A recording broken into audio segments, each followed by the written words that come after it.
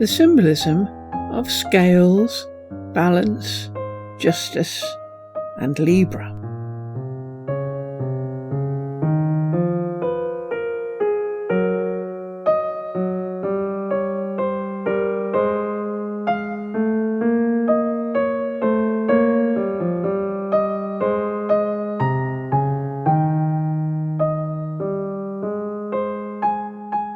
The scales have been used as both a symbol for justice and balance.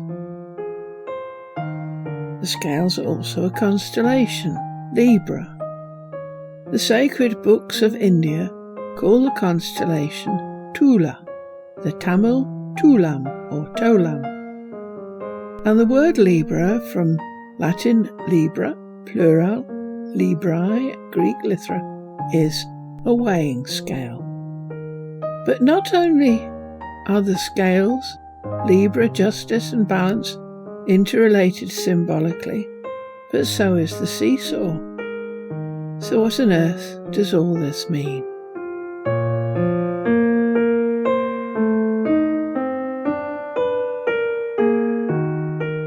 The scales and justice.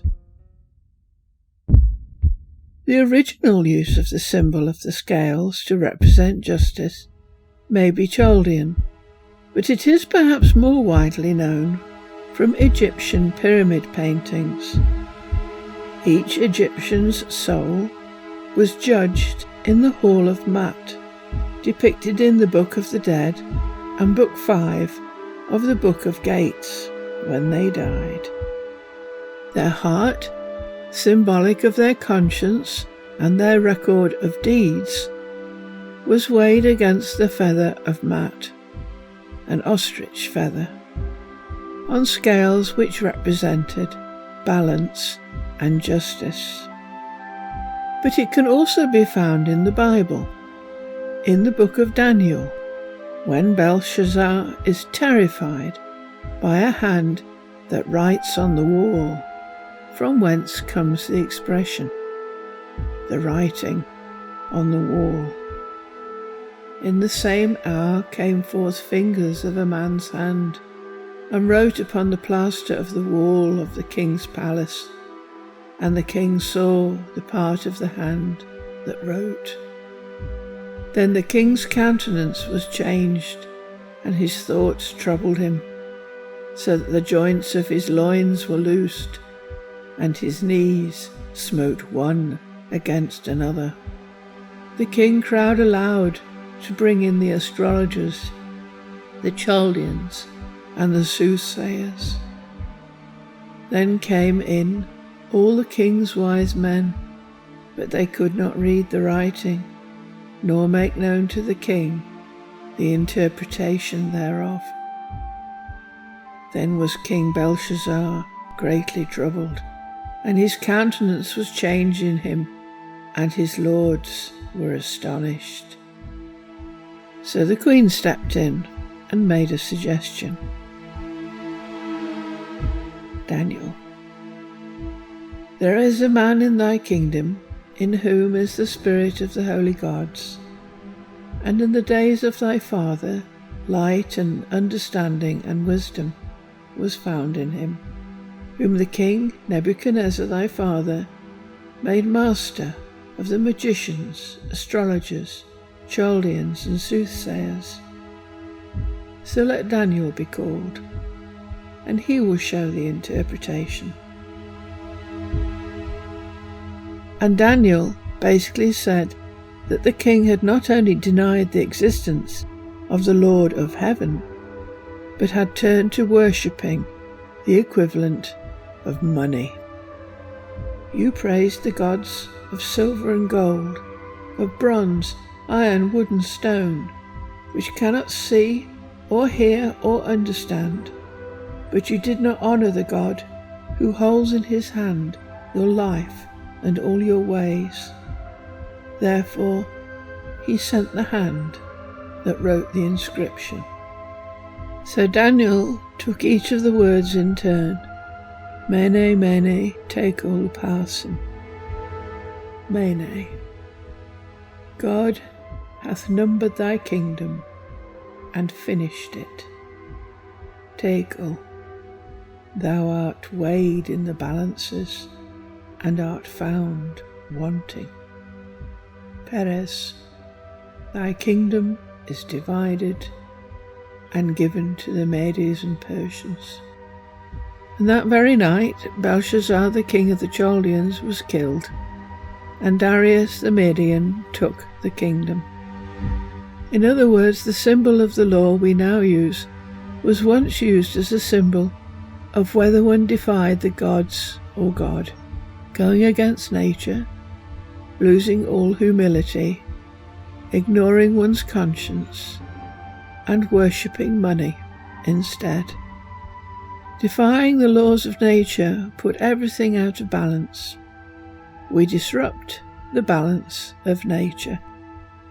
And an astrologer, a lady called Miss Clark, noticed that the 7th month, Teshri 2, the sign of Libra, was associated with the Holy Mound, Tulku, designating the biblical Tower of Babel.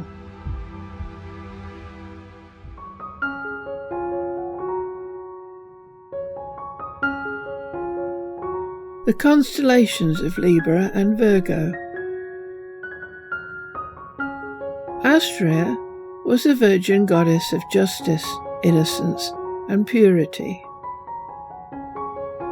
She was the last god to live with humans during the Golden Age, one of the old Greek religion's 5 deteriorating ages of man.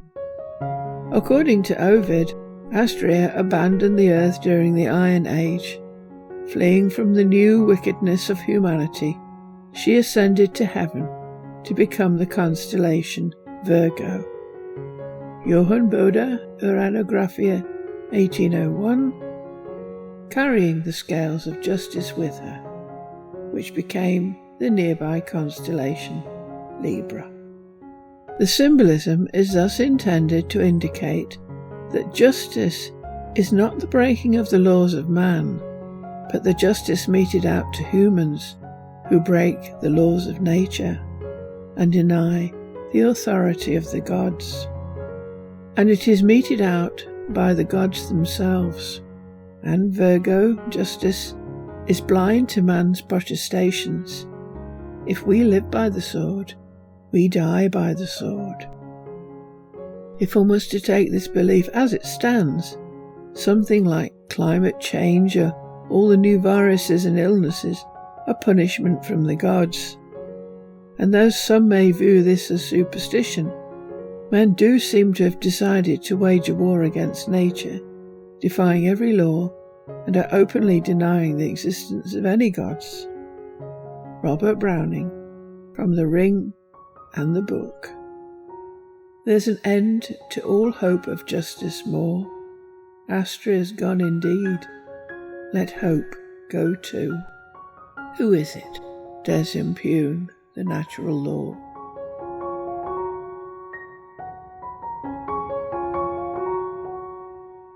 Return of the Golden Age. But there is hope. According to myth, Aairah will one day come back to Earth, bringing with her the return of the utopian Golden Age of which she was the ambassador. And during the European Renaissance, Aairah became associated with a general spirit of renewal. Indeed, the figure of Queen Elizabeth I was deliberately promoted as the Virgin Queen, reigning over a new Golden Age. And in Russia, Aairah was identified with Catherine the Great. The Tiru Chorale, Book 1, Affability. Those are sweet words which men of virtue speak, mingling love with sincerity. More pleasing than a gracious gift are sweet words with a smiling face. Real charity is a smiling welcome, and sweet words heartfelt. Wanton sorrow shall never be theirs who have a pleasant word for all. Sweet words and humility are one's true jewels. All else are foreign and numb. Sweet words well chosen diminish ill and increase virtue. Helpful words, yoked with courtesy, breed justice and strengthen virtue. Sweet words, free of meanness, yield joy here and hereafter. How can one pleased with sweet words oneself use harsh words to others? To use harsh words when sweet ones are at hand is to prefer raw fruit to ripe.